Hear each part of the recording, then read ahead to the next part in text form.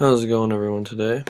My name is Blade Brisky, and today I'm going to be talking to you guys about the Toyota recall that occurred in the year 2009 through 2010.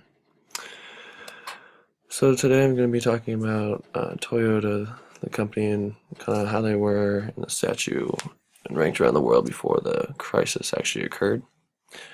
So actually earlier in that year, in 2008, they were bestowed with an honor of actually being the #1 automobile manufacturer in the world, making them a very successful company. In that year, they had a 3.56 million vehicles sold, so they're really on top of that. They were a really well-established company. They had 522, actually, all separate entities throughout the nation and world itself, and they're employing 320,000 employees, so they're a really beneficial company. And they're bringing in a lot of money. They're actually increasing sales every year from that previous year. 2008 was a little rough, but they actually came out on top.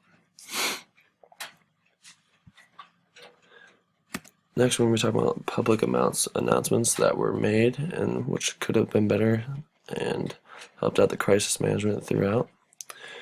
And when we talk about crisis management, we want to do a couple things here. And one thing is addressing the media. And that is something that was not done exactly all too well for the company of Toyota.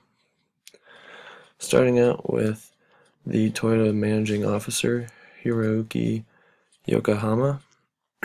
Once rumors came about of the Toyota possibly having issues with their mechanical issues of certain brands of cars, Hiroyuki Yokohama attempted to relay information to the media, but he failed to address some major concerns. The potential of having a recall for these certain vehicles, and by relaying that information allows for people to be aware of the possible dangers of driving the certain Toyota vehicles. So he's putting the company first before the life and safety of others who are possibly driving these vehicles or just possibly bystanders in just the streets. The next person related to the Toyota issue was Don Esmond. Now, Don Esmond earlier in that year announced that Toyota was, despite a tough market, they were performing really rapidly and they were going to continue to grow. But that didn't end up being what happened in the very end. But another public announcement was, well, they should have possibly announced that they were doing that recall.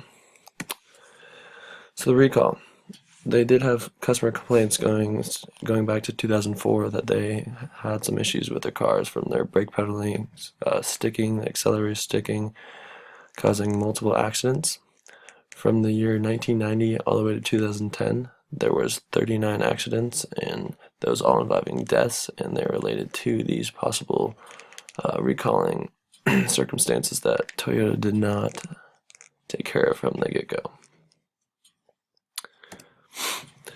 Next, the recall was initiated in the fall of 2009, and it went all the way into the spring 2010. And over that course, 8.5 million cars were recalled. And out of all those vehicles recalled, that was 58% of all Toyota's cars sold. So that's just that is a huge chunk of their product out there. So that's like a lot less cars being out there to promote certain advertisement and as well as money. They end up losing around $16 million from that. Toyota was criticized by the response because they delayed the recall from once they initially found out about the problem. And we go into the methods of distributing this possible recall.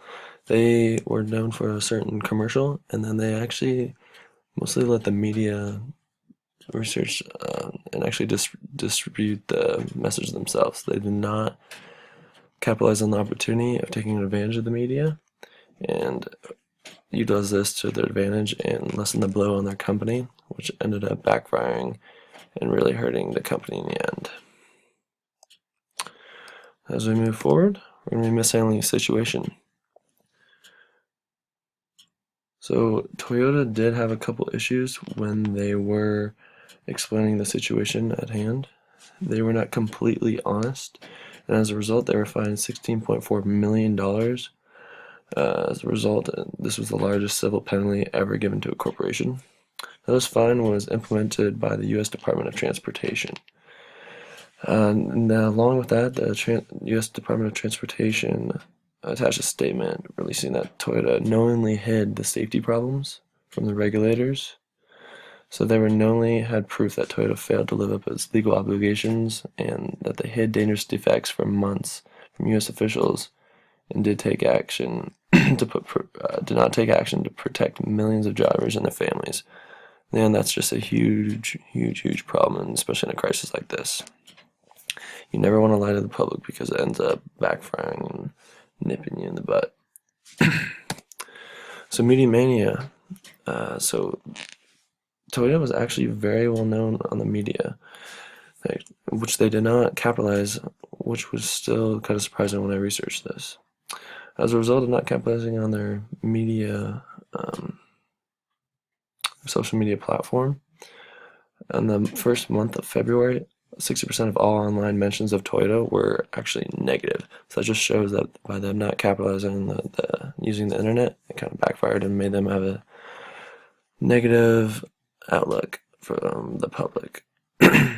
Now, certain crisis management techniques were implemented, so lying to the public, not using your media, and things like that. Now, in conclusion, from this event is a very teachable moment. There's just one of the things like Hurricane Katrina, what not to do, your do's and don'ts. So we're going to use this for many years coming. Just it's a very great crisis management example of what not to do.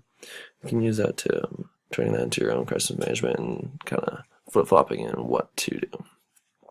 Toyota definitely learned from this event, and they for sure have a crisis management team in play for future events occurring.